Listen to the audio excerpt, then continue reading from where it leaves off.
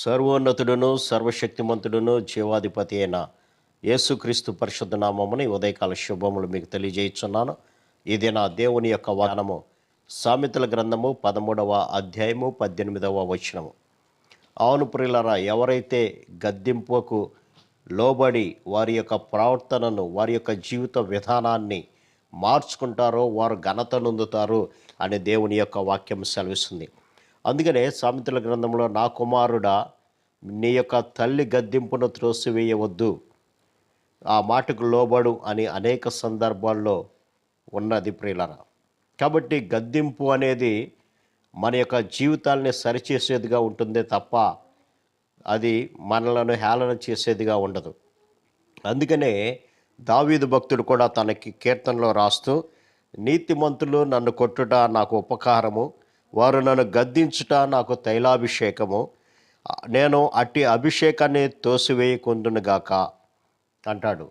కాబట్టి ఎవరైతే నీతిమంతులుగా ఉండి మన యొక్క జీవిత విధానాన్ని సరిచేయాలని ఆలోచన చేసి మనల్ని గద్దిస్తూ ఉంటారో ఆ మాటకు లోబడాలి కానీ వారి మీద తిరుగుబాటు చేయవద్దు అంటారు. అందుకని ఇక్కడ అంటాడు, అట్టివారు నన్ను గద్దించుట నాకు తైలాభిషేకము, అట్టి అభిషేకాన్ని నేను త్రోసివేయను అని అన్నారు. అవును, దావీదు భక్తుని యొక్క జీవితాన్ని గమనించినప్పుడు తన యొక్క జీవితంలో ఒకే ఒక పాపాన్ని చేశాడు. ఆ పాపాన్ని బట్టి నాతాను ప్రవక్త అతని వద్దకు వచ్చి అతన్ని గద్దించినప్పుడు, అవును నేను పాపం చేశాను అని దేవుని సన్నిధిలో ఒప్పుకున్నాడే కానీ అతడు తిరుగుబాటు చేయలేదు. తన యొక్క జీవితం అంతా కూడా ప్రభు సన్నిధిలో కుమ్మరించి తను చేసినటువంటి పాపానికి పరిహారం పొందే వరకు కూడా దేవుని యొక్క సన్నిధిని విడవలేదు పిల్లరా. తద్వారా దేవుడు ఎంతగానో అతన్ని హెచ్చించాడు. అందుకే ప్రభు దావీదుని గురించి ఇస్తున్నటువంటి సాక్ష్యం ఏంటంటే, అతడు నా హృదయానుసారుడు అన్నాడు. అంతేకాకుండా అతడు బత్షెబా విషయంలో తప్ప ఇక ఏ పాపము చేయలేదని దేవుడే డైరెక్ట్గా అతని గురించి చెప్పినట్లుగా మనం చూడొచ్చుకున్నారు. కాబట్టి గద్దింపునకు మనము విసుగక లోబడినట్లయితే మన జీవితాలు దేవుని ఎదుట పరిశుద్ధమైనదిగా ఉండడానికి అవకాశం ఉంటుంది. అంతేకాకుండా హెబ్రీ పత్రికలో కూడా మనం గమనించినప్పుడు అక్కడ ఏముందంటే, మీకు బుద్ధి చెప్పుచున్న వాణిని నిరాకరింపుకుండునట్లుగా చూసుకొనుడి. వారు భూమి మీద నుండి బుద్ధి చెప్పినప్పుడు వానిని నిరాకరించినప్పుడు తప్పించుకొనలేకపోయిన ఎడ్ల పరలోకము నుండి బుద్ధి చెప్పుచున్న వాడిని విసర్జించు మనము తప్పించుకొనకపోవటం మరి నిశ్చయము కదా అని అంటారు. అవును, భూమి మీద నుంచి మనకి బుద్ధి చెబుతున్నటువంటి మాటలను మనము ఆలకించి దాని ప్రకారము మన జీవితాలను సరిచేసుకుంటే నీకు క్షేమము.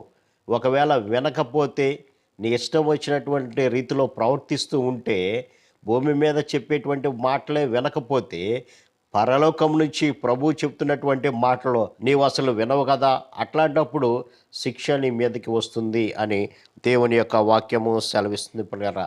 కాబట్టి మన జీవితాలు ఎలా ఉన్నాయో పరిశీలన చేసుకుందాం. నీతిమంతులు దేవుని యొక్క వాక్యాన్ని ఎత్తి చెబుతున్నప్పుడు ప్రభు మనతో డైరెక్ట్గా మాట్లాడుతున్నాడు అనేటువంటి ఆలోచన కలిగిన వారమైతే, ఆ వాక్యము నాతోనే నా కొరకే మాట్లాడుతున్నారు అనే ఆలోచన కలిగి ఉన్నట్లయితే మన యొక్క జీవితాలను సరిచేసుకుంటాం. అలా కాకుండా నన్ను కావాలనే అందరి ముందు హేళన చేయాలనే ఈ విధంగా చెప్తున్నారు అని కనుక ఆలోచన ఉన్నట్లయితే మన జీవితాలు పరలోకంలోనికి కాదు కానీ నిత్యమైనటువంటి నరకంలోనికి వెళ్తాయి. ఎందుకంటే మన జీవితాలను సరిచేసుకోం. దావీదు భక్తుడైతే నేను పాపం చేశానని ఒప్పుకున్నాడు కానీ బొంకలేదు ప్రియులారా. కాబట్టి మన జీవితాల్లో కూడా గద్దింపు కనుక మాటలు విన్నట్లయితే మన జీవితాల్లో దాని ప్రకారం సరి చేసుకుని మనము జీవించినట్లయితే ప్రభు తప్పనిసరిగా మనల్ని ఆశీర్వదిస్తాడు. అట్టి కృప పరిశుద్ధాత్మ దేవుడు మనందరికీ దయచేయను గాక. ఆమేన్. ప్రార్థన. సర్వశక్తుడా, ప్రేమ గల మా తండ్రి, గద్దింపును లక్ష్య పెట్టువాడు ఘనత నొందుతాడని నీ వాక్యం సెలవిస్తుంది నాయన. నీతిమంతులు మీ వాక్యాన్ని ఎత్తి బోధిస్తున్నప్పుడు నైనా ఒకవేళ మా జీవితాలను సరి చేసుకునే మాటలు కనుక వినబడినప్పుడు ఆ గద్దింపునకు లోబడినైనా మమ్మల్ని మేము సరి చేసుకోవడానికి కావాల్సిన కృపను దయచేతండి. దానికి తిరుగుబాటు చేయకుండా ఉండే మనసును మాకు దయచేయమని, తద్వారానైనా మీరు ఇచ్చేటువంటి ఘనతను పొందుకునే భాగ్యం దయచేయమని యేసు నామమున అడిగి వేడుకొంచున్నాం తండ్రి. ఆమెన్. God bless you.